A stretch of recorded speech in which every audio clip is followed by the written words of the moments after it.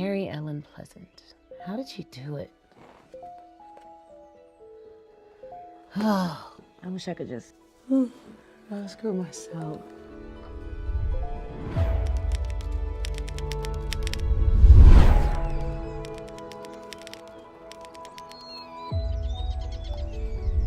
Mary Ellen Pleasant? This can't be real. Real or not, you've been carrying quite the load. You see, wealth isn't always about what you keep. It's what you connect. Ida B. Well? When I wrote, I didn't just report, I revealed.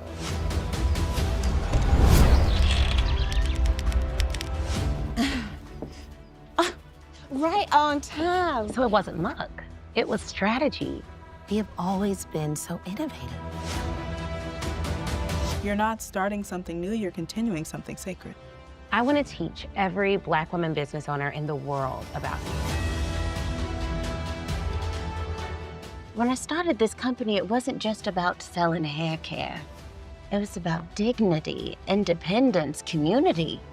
That's what real marketing does. It doesn't just sell, it lives.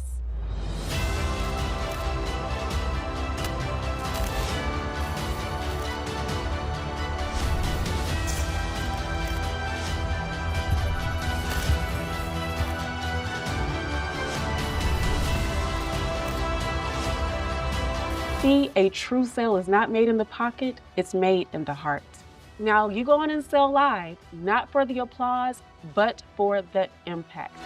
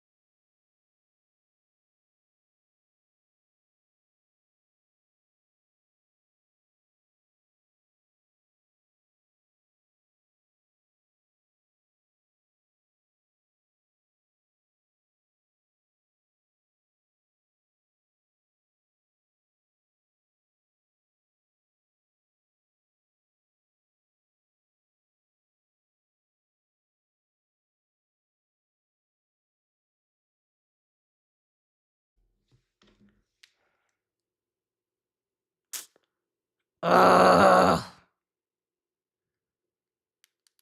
Now they can't hear me. Ugh. This was my announcement video. Dang. Oh, there's nothing I can do. Fancy setup. Soundboard. Hello. Can you all hear now? Now you can hear? Oh my gosh. How is that possible? Now you can hear it. Okay.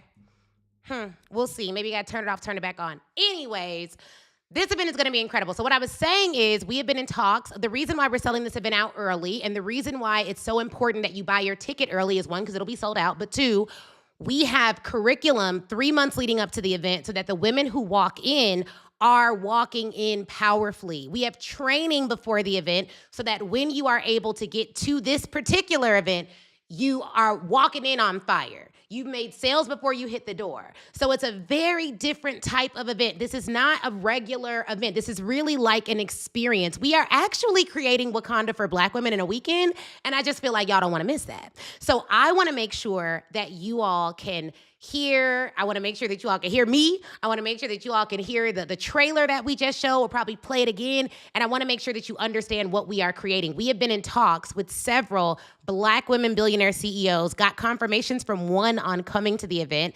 We've been in talks with several of the ancestors of the women who we've been studying during this series. We've got confirmations from 2 coming to this event. It's not the same situation. So you may have to change your plans. I'm giving you 7 months to change your plans. September 25th to 27th, you need to be in Atlanta at Black Women Sell Live. The theme is the original innovators, and there's no way you come to something like this and you are not radically transformed in a way that will instantly change you, change your family, and change your community. It's just pretty much impossible. So welcome to day 5 of Deleted from History, 28 Black women millionaires they prayed you'd never discover. I'm Ashley Kirkwood, founder of Speak Your Way to Cash, $11 million in lifetime sales, and a 2-time Inc. 5000 CEO. Every day this month, I'm sharing the story of a Black woman who built serious wealth before 1970. And then I'm pulling out the strategies that you can use to build contracts, stages, and board seats today. We've talked about capital, real estate, and relationships, but today we're talking about starting late and starting small, and it's still changing everything. So I'm introducing to some and just reintroducing to others Clara Brown. She was deemed the angel of the Rockies. So some people will say something like, hey, what they said to her was she's too old, she's too poor, she's starting too late, and that's what the world said about 59-year-old formerly enslaved Clara Brown. But she didn't argue. She just built a $1 million portfolio anyways. She was born enslaved around the 1800s in Virginia and sold multiple times. She watched her husband get sold at auction. She was separated from her 4 children one by one. She suffered decades of loss, decades of being told where to stand, where to sleep, who she could love, what that love would be, or when that love would be taken from her. And in her mid-50s, Clara finally gained her freedom. And then she did something most people half her age were too scared to do. She went west. In 1859, she joined a wagon train headed to Colorado, but she didn't have savings. So she paid her way by cooking for 26 men on that journey. No luxury coach, no fancy accommodations, just grit, skill, and a decision. And here's the statement that they have taken from her that they still quote today. I am not dying where I was dropped. What? Can we repeat that? Clara's statement was, I am not dying where I was dropped. When she reached Central City, Colorado, she didn't grab a pan and start digging for gold like everyone else. She did something smarter. She washed the clothes of the men who did the digging.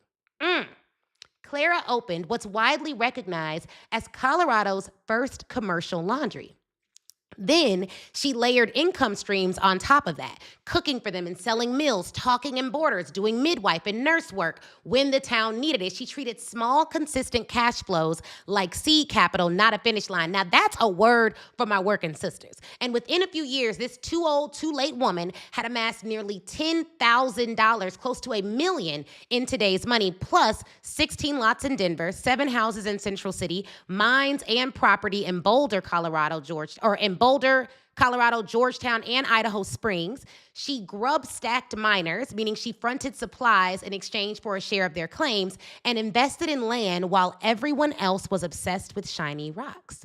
They called her the Angel of the Rockies, not because she was soft, but because she fed a town, funded a community, and still played the long game on wealth. And here's what I want you to sit with. While building that portfolio, Clara was also housing people in need, funding churches and community infrastructure, paying for formerly enslaved people to travel west and start over. She spent years and much of her fortune trying to track down her own children. She relocated at least 16 relatives and other formerly enslaved people to Colorado and helped them find housing. Clara Brown is the blueprint for this mindset.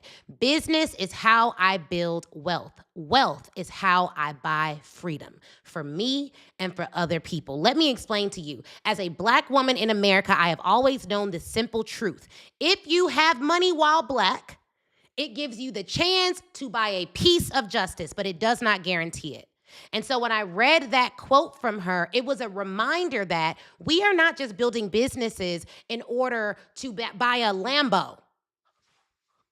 Hello. We are building businesses because it is our best shot at getting freedom for ourselves and others. It is our best shot at getting justice for ourselves and others. We are building businesses because business has almost always been our path to living a life of enough comfort, of more comfort than not.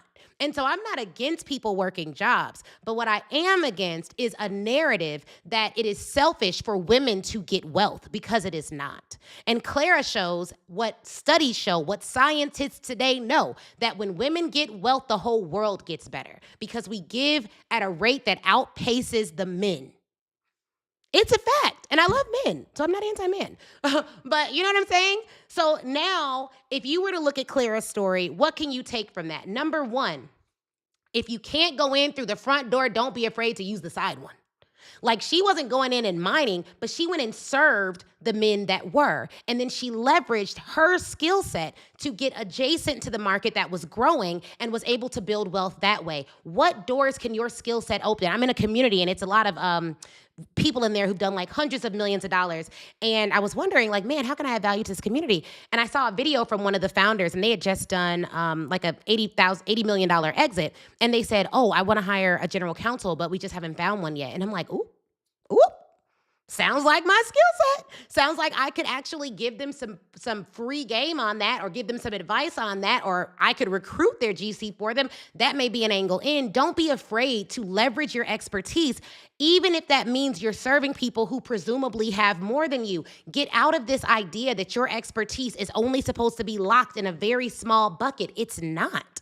It is supposed to open doors for you that would not have otherwise been open, but you have to know what your expertise is, be darned good at it, and then you have to be bold enough to go in through whatever door they let you in through and dominate once you get in the room. And that is why we're doing Black Women Sell Live.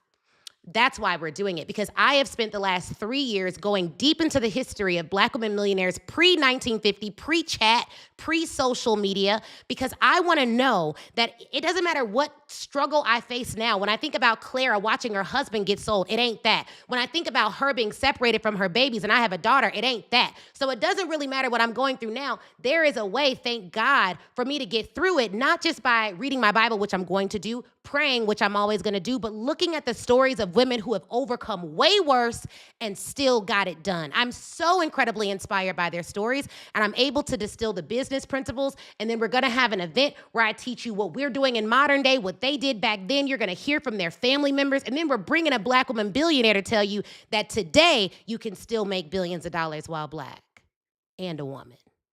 And it's possible for you. And you can keep your values intact. And you can still serve a good God. And you can still help your community. So that's why we're doing Black Women Sell Live. So here's what I want y'all to do. Here's what I want you guys to do. I want you to go to blackwomensellavent.com. I want you, when you go to blackwomensellavent.com, I want you to get on the wait list.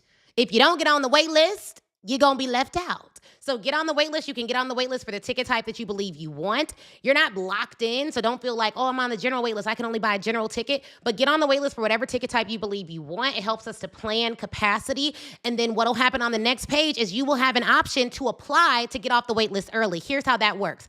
We're planning to get 10,000 women on this wait list, period. We know we have 1,000 seats. Everyone that gets on the wait list doesn't buy a ticket. That's just basic business, right? But we know for a fact that we're going to release 500 seats early to the women who apply to get off the wait list early, who we approve.